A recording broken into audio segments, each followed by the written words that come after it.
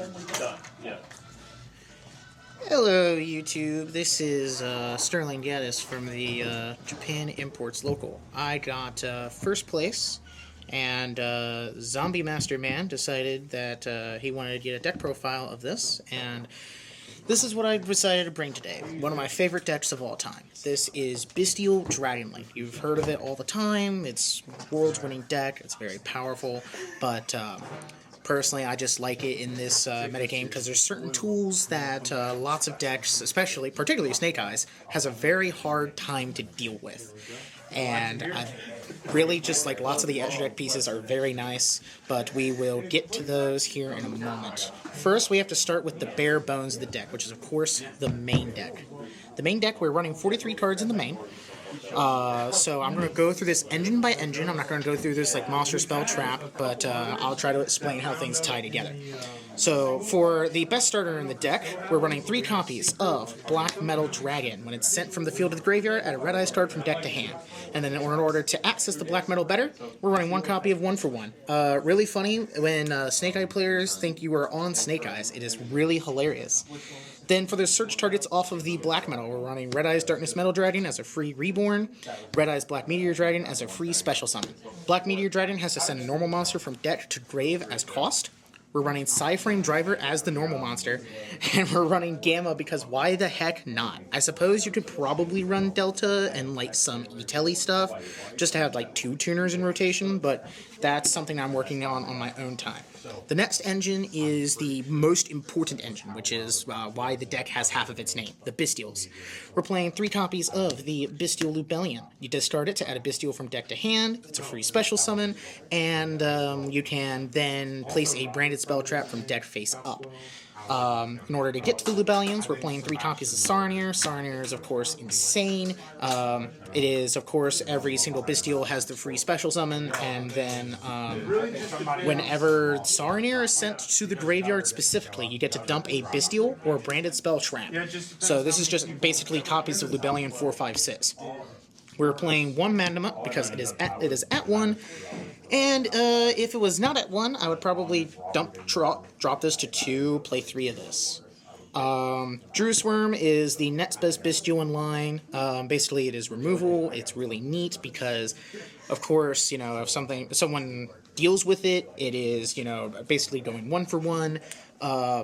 But it's actually very unique in Tenpai because they can't synchro summon during the damage step. And this activates during the damage step, so you can get rid of tuners in a very unique way.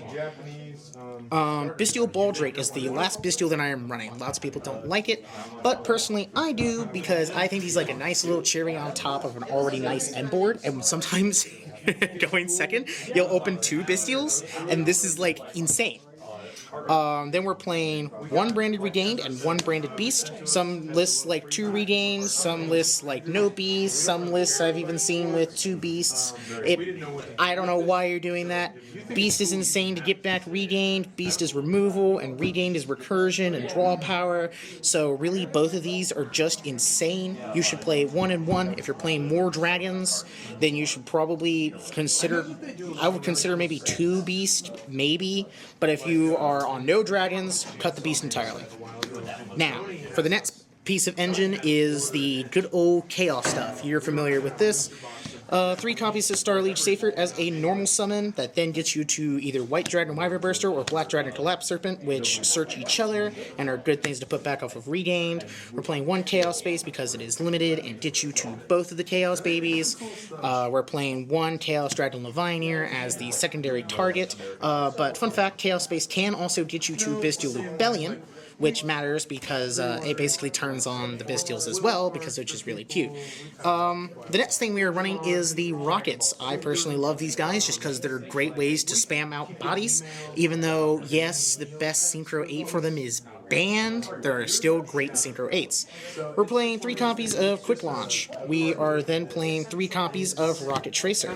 We are then playing 1 copy of Rocket Recharger, 1 copy of Boot Sector Launch, one copy of Absolute Dragon as a Foolish to then turn on the Rockets. And then the last piece of engine that I am, of course, missing is Dragon Ravine. This is searchable through tools in the extra deck that Dragonlink players, I'm sure, are very familiar with, but I'll get to that here in a moment. For non-engine, we are playing... I put 3 Veilers first because I feel like that they are closer to engine. 1 Call By, 3 Ash Blossoms. Personally, in the Snake Eye matchup, I like taking these out. Veiler is a much better interruption in the Snake Eye matchup, but going first or second, get rid of the Ash Blossoms. You're going to get punished. It is not worth it.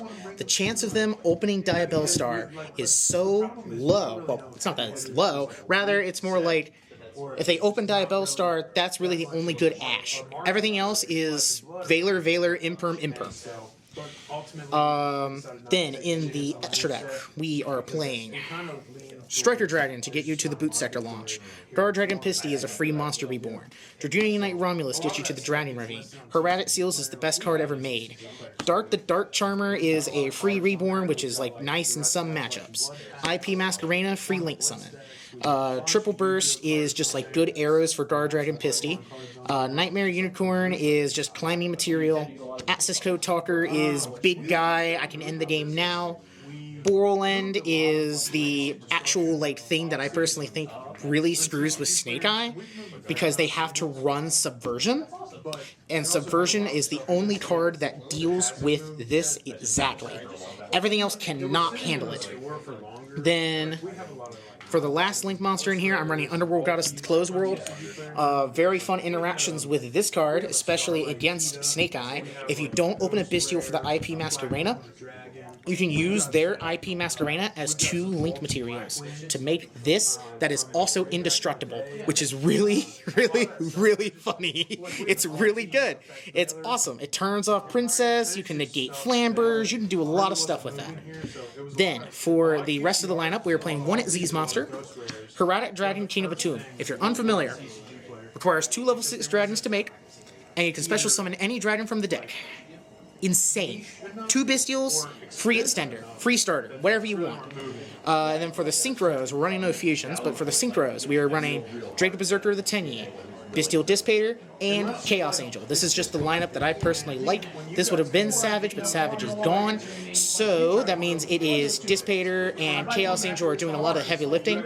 Draco Berserker, I personally found to be the better Synchro, just because, again, in the Snake Eye matchup, if your opponent goes normal Ash, Ash add Poplar, Poplar effect in hand, you can Draco Berserker to banish it while it is in the hand, which then turns on the Dissipator as well, which is really, really awesome. It's so good. Then, in the side deck, we are playing lots of good side deck techs. So what I'm going to do for this is I'm going to sort them out. I forgot to sort these out. I'm going to sort them out for most going first, all the way down to most going second. So give me... Actually, you know what? We're just going to throw them out. So, evenly matched. Great going second card, especially in this format. There is, of course, Snake Eye does not like it too much. Basically, any deck that goes first does not like it a lot. But the deck that I found a lot of success with this against is Ice Barrier. If you have a rough time with Ice Barrier, there are some boards that they have a rough time with where they make tokens. This outs that. Next, we are playing 3 copies of Solemn Judgment. I have learned, personally, that this deck has a really rough time against Dimension Shifter. Sometimes, it's fine. You're chilling. Everything's great. But some hands are terrible. You open too many Bystials, or you open too much stuff that has to go to the graveyard.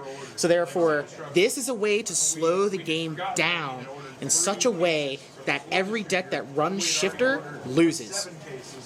Next, we are playing 1 copy of Rivalry Warlords because it is the floodgate that this deck likes the most. You are almost never going to make a board that conflicts with this card. Next, we are playing 1 copy of Anti-Spell Fragrance because, again, go first. Flip. Ooh, ooh, ah, ah, no spell for you. Then we are playing 3 copies of Cosmic Cyclone. Some people don't really like back row hate in this format, and that's fair. But Yubel uses a lot of continuous spell and traps. Tempai uses their field spell a lot. Snake Eye has to get the, if they go to Diabell Star, you can then get rid of their back row with this. Cosmic has some niche applications because it is a quick play, and that I really like.